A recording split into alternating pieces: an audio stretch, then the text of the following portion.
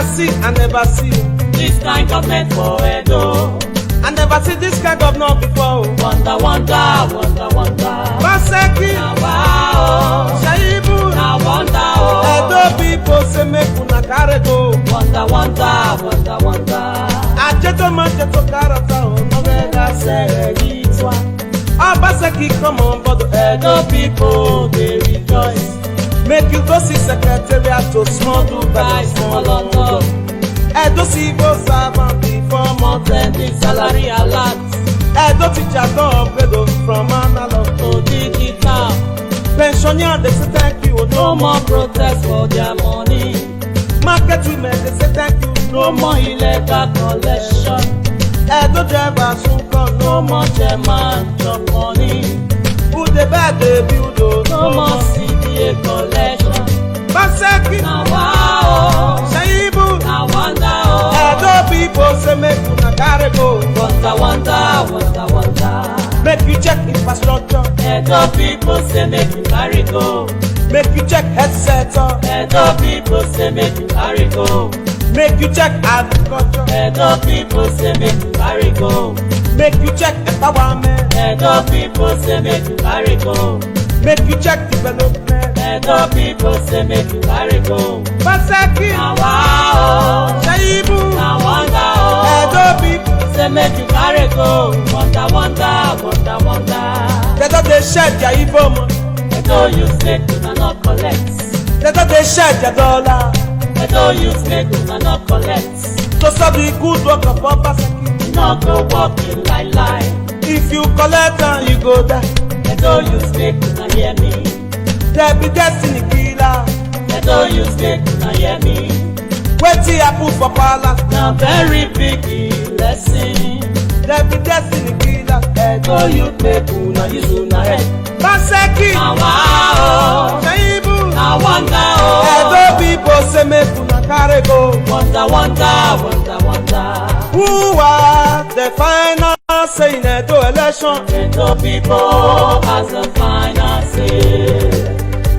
who are the final say in Edo election Edo people has the final say.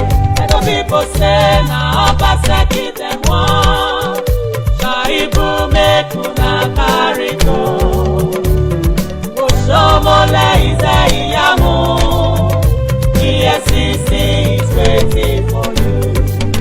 I say who was the final say in Edo election Edo people has the final say.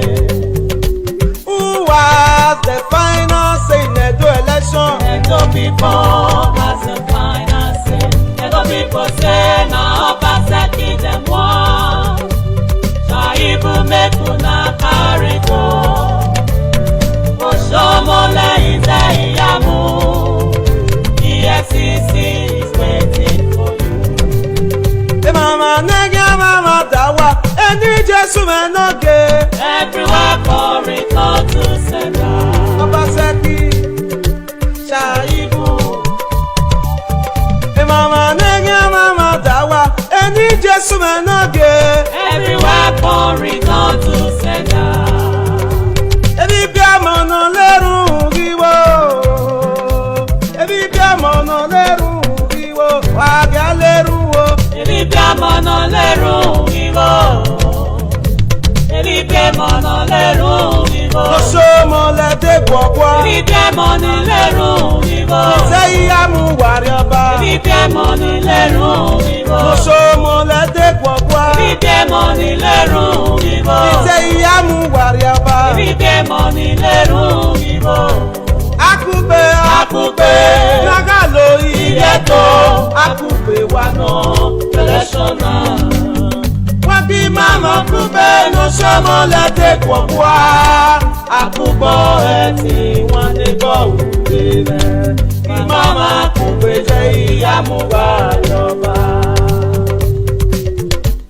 akube Akúbẹ̀ nagalo ìrẹ́tò akube wa no ẹlẹ́ṣọ̀nà. wagi Màmá Akúbẹ̀ sọ́mọ́lẹ́dẹ̀ gbọ̀ngbọ̀. akube Akúbọ̀ ẹtì wọn ní bọ̀wùdé rẹ̀. Waki mama coupe non passe qui wele. Je sois capable passe qui nous barre qui fian. Agaye mama somole ya dio nous barre qui fian. Bagari moa wa no gaga ruda Ijesu ya enonya oka evari gaje lo fe ba twe oba secure e governor